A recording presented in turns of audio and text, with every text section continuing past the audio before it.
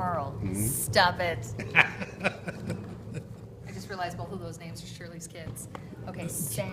Okay, that's Ryan's son. I was going to say Sam. All right, I'll use my own son. Jackson is bullying Marie. How about that? Okay. And Marie's mom comes into the principal's office and says, Mr. Principal, what are you going to do about this? Jackson is bullying my daughter.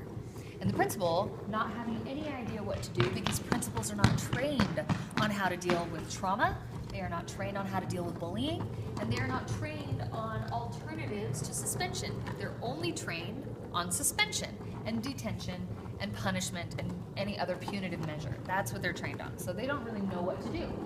But the principal feels like he has to do something, and so he says, oh yeah, we're going to suspend Jackson.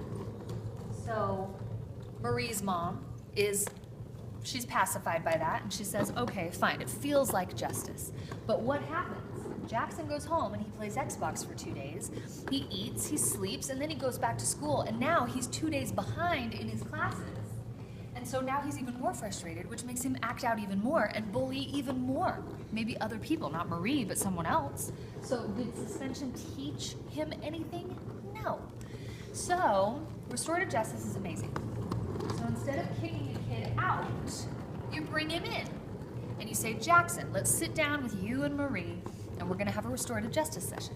So Jackson and Marie are sitting there. There's a mediator. Sometimes schools use peer mediators who are the same age, and it works really well. But there's a mediator. So let's say in this instance, it's a counselor. So the counselor sits down and says, okay, Marie, I would like to hear what happened from your point of view. And Jackson, you're not going to interrupt. Whatever Marie says is her perspective, and she is entitled to saying whatever she wants to say. So Marie has a little talking stick, an actual stick, and whoever's holding the talking stick is the only person that gets to talk. So she gets to say, well, yesterday Jackson made fun of my hair, and then he pushed me down, and then he knocked the books out of my hand, and I didn't even do anything to him, and it hurt really bad. It made me so mad, and I can't believe that Jackson was such a jerk. She gets to say whatever she wants. She gets to release all of that energy. She gets to say it right to Jackson, and he has to listen. That's the best part. So that's amazing. So that's incredibly healing for Marie. And then the mediator says, all right, so that's what happened to Marie, and that's from her perspective. Now, Jackson, what do you feel and what happened from your perspective? And he goes on to say, well, Marie was looking at me weird and she was making fun of me first, so I just was acting out because she started it.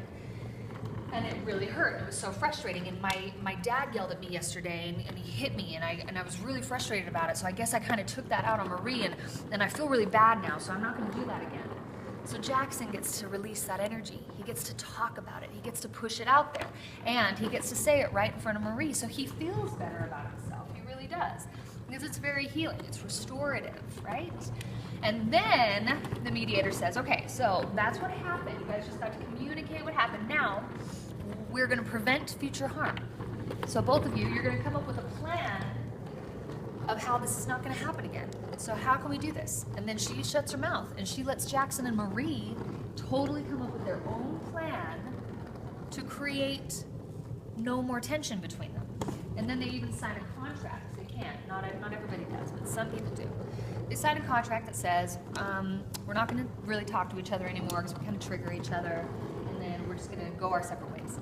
And then they do not force an apology, because a forced apology doesn't do anyone any good. So, but you do have to choose to see the other human being as a human being who is worthy of dignity, worthy of being treated with respect, right? So you don't force an apology, but you restore the relationship by choosing to see that the other person that you've had a conflict with is a human being worthy of dignity, right? Right. So it restores the relationship, and it helps a child build empathy, learn how to face a conflict head on instead of just going away. Suspension removes them. Restorative justice makes them face it head on. How hard is that?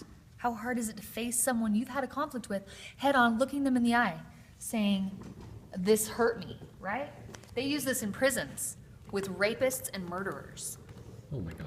They do, and it is beautiful because they're able to heal and they're able to move forward and apologize. It's beautiful. Restorative justice is amazing. I'm not sure why you filmed all that.